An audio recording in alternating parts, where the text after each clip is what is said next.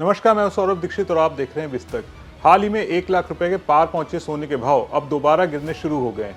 सोना हर दिन सस्ता होता जा रहा है। देश में सोना खरीदने में लोग काफी आगे रहते हैं। अब सोना एक बार फिर चर्चा में आ गया है। देश में अब लोग सोना खरीदने से किनारा करने लगे हैं। सोने की डिमांड में गिरावट आई है, लेकिन बड़ा सवाल यह है कि आखिर क्यों लोग अब सोना खरीदने से बच रहे हैं। डिमांड में गिरावट क्यों आई है, पूरा मामला इस वीडियो में हम आपको बताने जा रहे हैं। अगर आप गोल्ड खरीदने की प्लानिंग कर रहे हैं तो ये खबर आपके काम की है। वीडियो पसंद आए तो इसे लाइक और शेयर करना ना भूलिएगा। पहले बात करते हैं सोने की मांग और कीमतों के बारे में, जो इस साल यानी 2025 की पहली तिमाही यानी जनवरी से मार्च तक काफी चर्चा में रही। इस साल की पहली तिमाही में सोने की मांग में 15% की कमी आई है। इस दौरान सिर्फ 118.1 टन सोना खरीदा गया, जो पिछले साल की तुलना में काफी कम है। लेकिन आपको जानकर हैरानी होगी कि सोने की कीमतों में उछाल की वजह से इसकी कुल वैल्यू यानी कीमत 22% बढ़कर 94,030 करोड़ रुपए हो गई। इसका मतलब है भले ही लोग कम सोना खरीद रहे हैं, लेकिन ज्यादा कीमत की वजह से बाजार का मूल्य बढ़ गया है। ये जानकारी वर्ल्ड गोल्ड काउंसिल यानी WGC की ओर से दी गई है।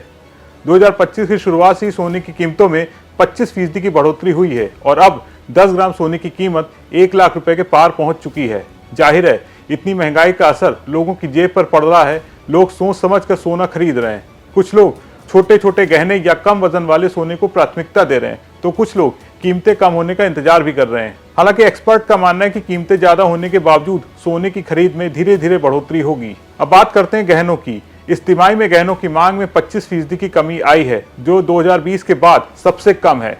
इसका मतलब है कि लोग शादी ब्याह या त्योहारों के लिए गहने कम खरीद रहे हैं। हालांकि गहनों की कीमत में 3% की बढ़ोतरी हुई है। इसका कारण है सोने की कीमतों का लगातार बढ़ना। दूसरी ओर वैश्विक स्तर पर सोने की मांग 1% की बढ़ोतरी हुई है, यानी दुनिया भर में सोने की डिमांड अभी भी स्थिर है। जहां गहनों की मांग घटी है, वहीं निवेश के लिए सोने की डिमांड में 7% की बढ़ोतरी हुई है। इस तिमाही में निवेश के लिए 46.7 टन सोना खरीदा गया, जो पिछले साल 43.6 टन था। आज के अनिश्चित आर्थिक माहौल में लोग सोने को एक सुरक्षित निवेश मान रहे हैं। ये वजह है कि सोने के सिक्के और बिस्कुट की मांग तेजी से बढ़ रही है। लोग अपने पैसे को सुरक्षित रखने के लिए भी सोने में निवेश कर रहे हैं। वर्ल्ड गोल्ड काउंसिल का अनुमान है कि 2025 में भारत में सोने की मांग 700 से 800 टन के बीच रह सकती है। इसका मतलब है भले कीमतें ज्यादा हैं, लेकिन लोग सोना खरीदना बंद नहीं करेंगे। खासकर त्योहारों और शादियों के मौसम में सोने की मांग बढ़ने की उम्मीद है। एक्सपर्ट का कहना है कि सोना हमेशा से ही भारतीयों के लिए एक भरोसेमंद निवेश रहा है और ये ट्रेंड आगे भी जारी रहेगा। कुल मिलाकर सोना महंगा होने के चलते जहां गहनों की मांग घटी है, वहीं गोल्ड में निवेश की डिमांड बढ़ी है।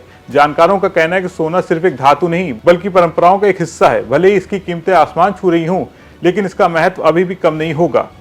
आपका इसके बारे में क्या सोचना है, कमेंट करके बताएं। अगर आपको ये वीडियो पसंद आया हो तो इस वीडियो को अपने दोस्तों के साथ शेयर करें और विस्तक को सब्सक्राइब करना ना भूलें।